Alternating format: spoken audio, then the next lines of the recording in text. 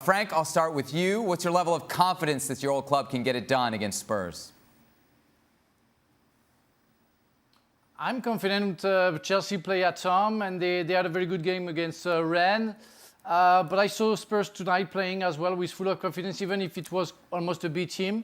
It's going to be a very good game. I'm very excited, and I'm looking forward to seeing that game because we want to know where the two teams are at. I mean, we expect them to give the best. We don't have too much injuries in both sides, and we want to know where they stand and what they're capable of. And I think it's going to be a very big exam and to see them playing against each other, to see where they're capable of going to, and if one of the two teams is a contender for the title.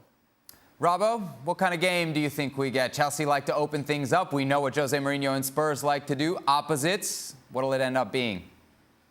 Well, I think Spurs, as you say, will play quite defensive, as they did against Man City.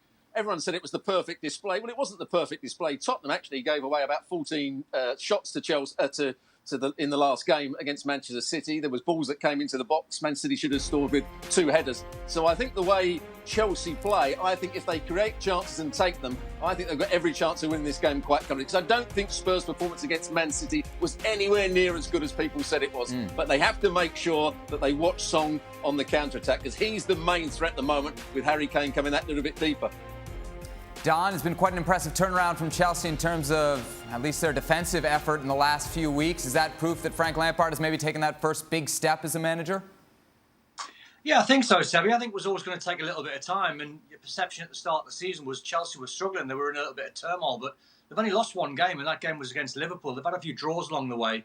Tottenham and Chelsea are actually close to being identical records so far this season, only losing one game. But, you know, I agree with Rob. I'd done the analysis on the Man City game the other day against Spurs, and Spurs were incredibly defensive.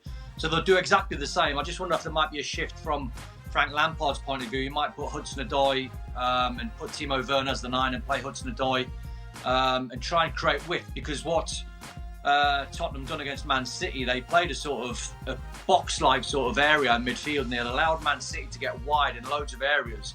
Where if Jose does the same thing against Chelsea, Chelsea's strength is actually getting wide and getting fullbacks high up the pitch. So that's one where Jose will be keeping an eye on. But I don't think Tottenham's going to come out and try and play this attractive football and try and wallop Chelsea. That's not going to happen. We're not going to see that style of play from Jose whatsoever. So I honestly think this is a flip of a coin. It's a really hard one to call. Frank, we heard so much about a Mourinho masterclass last week after the performance against Manchester City. What does Chelsea have to do to avoid what we all know Mourinho and Spurs are going to attempt? Well, firstly, maybe to be very effective, we know when they have a chance to score a goal, and then punish the Spurs when they can do that, and also be aware in counter-attack. You know, make sure that Kante and Jorginho work well defensively in the middle of the park, and make sure that the 4 at the back, you know, they're very spot on. And don't forget that Son, Kane, in the middle, and Dembele, who is in absolutely fantastic form right now, are well eyed, I will say, and they can check them up every time they don't have the ball, and make sure that they keep an eye on them when they have the ball, because it's going to be a real threat for Chelsea. Of course, every time Spurs will have the chance to get in counter-attack, because as the two guys said before, they swear they are the best, and it's what they showed against City. 2 chances, 2 goals, bye-bye. Robbo, I'm sure we'll have a clear answer to this come Sunday night, but based on what you've seen so far from these two teams, who's more likely in your mind to make a serious title run? I think Chelsea, because, as I said, in that Spurs game against Manchester City, there was still lots of flaws in their defensive play. And if Chelsea can get it wide and get crosses into the box and keep making runs from midfield and get their centre-forward, Abraham, if it is Abraham, to get in front of centre-halves, they can score goals. But overall, Chelsea, I think, have got the better chance of winning the title or challenging for the title. Spurs have still got a lot of work to do. I still don't fancy their midfield at times, although Frank's absolutely right. Ndombele is playing the best football he's played at the moment. So I still think Chelsea are the better team. Don, I wonder, do you agree? Who do you think will finish higher in the table between the two?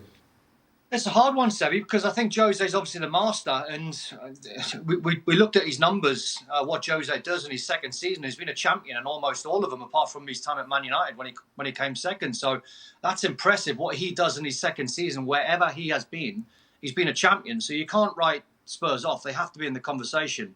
But I think this game will tell us a lot, like Frank said, where the two teams are at. If Frank Lampard's men win, they'll put a nail, I wouldn't say a nail in their coffin for good, because Spurs will bounce back, but it'll be a massive confidence booster for Chelsea if they turn them over. And I'm with Frank. When you see Tottenham play, they don't really convince you. Højbjerg is not one of the best midfield players, even though he's doing a very good job. Everton bopped him off the pitch in match day one. He couldn't get a kick. And I always think with Dyer, and there's no Alderweireld, he's picked up an injury. They are quite weak at the back. They're good going forward with Son and Harry Kane and Bergwijn and Ndombele. So they are a threat there. But I just think overall, I think Chelsea might just have too much in terms of their squad. Thanks so much for watching ESPN on YouTube. And for more sports highlights and analysis, be sure to download the ESPN app. And for premium content and live streaming, subscribe to ESPN Plus.